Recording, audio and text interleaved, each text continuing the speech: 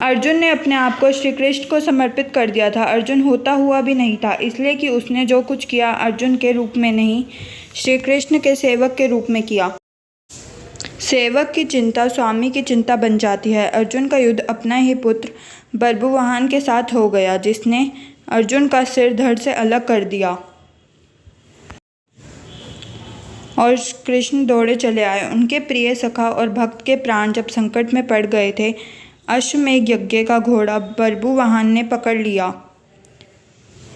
और घोड़े की देखभाल की जिम्मेदारी अर्जुन पर थी। बर्बुवाहन ने अपनी मां चित्रगंधा को वचन दिया था कि मैं अर्जुन को युद्ध में परास्त करूंगा, क्योंकि अर्जुन चित्रगंधा से विवाह करने के बाद लौटकर नहीं आया था और इसी बीच चित्रगंधा ने बर्बुवाहन को जन्म दिया था।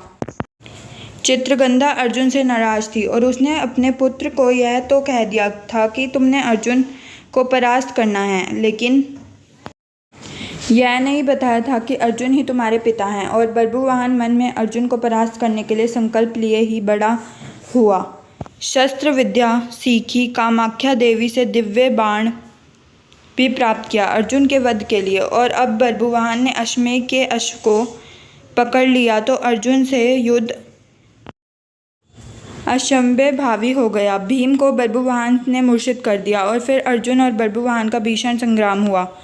अर्जुन को परास्त कर पाना जब असंभव लगा तो बर्बुवाहन ने कामाख्या देवी से प्राप्त हुए दिव्य बाण का उपयोग कर अर्जुन का सिर धड़ से अलग कर दिया। श्री कृष्ण को पता था कि क्या होने वाला है और जो कृष्ण को पता था वही होगा। वे द्वारका से भागे भागे चले आए। दाऊ को कह दिया, देर हो गई तो बहुत देर हो जाएगी, जा रहा हूँ। कुंती विलाप करने लगी, भाई विलाप करने लगे। अर्जुन पांडवों का बल था, आधार था, लेकिन जब अर्जुन ही ना रहा तो जीने का क्या लाभ। माँ ने कहा, बेटा तुमने बीच मझधार में यह धोखा क्यों दिया। माँ बच्चों के कंधों पर इस संसार से जाती है और तुम मुझसे पहले ही चले गए। ये हुआ कैसे, यह हुआ क्यों। जिसका सखा श्री कृष्ण हो, जिसका सारथी श्री कृष्ण हो, वह निप्राण धरती पर नहीं लेट सकता, पर यह हो कैसे गया। देवी गंगा आई। कुंती ने कहा, रोने से क्या फ़ायदा, अर्जुन को उनके कर्म का फल मिला है। जानती हो अर्जुन ने मेरे पुत्र भीष्म का वध किया था धोखे से। वह तो अर्जुन को अपना पुत्र मानता था, पुत्र का ही सारा प्यार देता था, लेकिन अर्जुन ने शिकंडी की आड़ लेकर मेरे पुत्र को बाणों की शैया पर सुला दिया था। क्यों, भीष्म ने तो अपने हथियार नीचे रख दिए थे। वह शिकंडे पर बाण नहीं चला सकता था, वह प्रतिज्ञाबद्ध था, लेकिन अर्जुन ने तब भी मेरे पुत्र की छाती को बाणों से छलनी किया। तुम्हें शायद याद नहीं, लेकिन मुझे अच्छी तरह याद है, तब मैं बहुत रोई थी। अब अर्जुन का सर धड़ से अलग है। बर्बुवाहन ने जिस बाण से अर्जुन का सिर धड़ से अलग किया है, वह कामाख्या देवी के माध्यम से मैंने ही दिया था। अर्जुन को परास्त कर पाना बर्बुवाहन के लिए कठिन था। आखिर उसने मेरे ही बाण का प्रयोग किया और मैंने अपना प्रतिशोध ले लिया। अब क्यों रोती हो कुंती। अर्जुन ने मेरे पुत्र का वध किया और अब उसी के पुत्र ने उसका वध किया है। अब रोने से क्या लाभ, जैसा उसने किया वैसा ही पाया।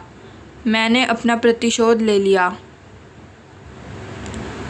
भगवान श्री कृष्ण ने सुन लिया। हैरान हुए। अर्जुन का सिर धड़ से अलग था और गंगा मैया भीष्म की माँ अर्जुन का सर धड़ से अलग किए जाने को अपने प्रतिशोध की पूर्ति बता रही है। श्री कृष्ण सहन नहीं कर सके। एक नज़र भर अर्जुन के शरीर को, बुआ कुंती को, पांडु पुत्रों को देखा, बर्बुवाहन और चित्रगंधा को भी देखा। कहा, गंगा मैया आप किसी से प्रतिशोध की बात कर रही हैं। बुआ कुंती से, अर्जुन से, या फिर एक माँ से। माँ कभी माँ से प्रतिशोध नहीं ले सकती। माँ का हृदय एक समान ही होता है, अर्जुन की माँ का हो या भीष्म की माँ का। आपने किस माँ से प्रतिशोध लिया है। गंगा ने कहा, वासुदेव। अर्जुन ने मेरे पुत्र का उस समय वध किया था जब वह निहत्या था। मैंने भी अर्जुन का वध करा दिया उसी के पुत्र से। क्या मैंने गलत किया? मेरे प्रतिशोध पूरा हुआ। यह एक माँ का प्रतिशोध है। श्री कृष्ण ने समझाया। अर्जुन ने जिस स्थिति में भीष्म का वध किया था वह स्थिति भी तो पितामह ने ही अर्जुन को बताई थी, क्योंकि पितामह युद्ध में होते तो अर्जुन की जीत असंभव थी और युद्ध से हटने का मार्ग स्वयं पितामह ने ही बताया था। लेकिन यह तो स्थिति और है। अर्जुन ने तो बर्बुवाहन के प्रहारों को रोका ही है, स्वयं प्रहार तो नहीं किया, उसे काटा तो नहीं। और यदि अर्जुन यह चाहता तो क्या ऐसा हो नहीं सकता था? अर्जुन ने तो आपका मान बढ़ाया है। कामाख्या देवी द्वारा दिए गए आपके ही बाण का प्रतिशोध लेकर आपने पितामह का, अपने पुत्र का ही भला नहीं किया। गंगा दुविधा में पड़ गई। श्री कृष्ण के तर्कों का उसके पास जवाब नहीं था। पूछा क्या करना चाहिए? जो होना था सो हो गया। आप ही ने मार्ग सुझाया। श्री कृष्ण ने कहा, आपकी प्रतिज्ञा पूरी हो गई।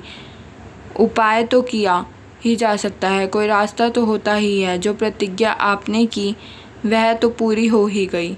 जो प्रतिज्ञा पूरी हो गई तो अब उसे वापस भी लिया जा सकता है। यदि आप चाहें तो क्या नहीं हो सकता? कोई रास्ता तो निकाला ही जा सकता है।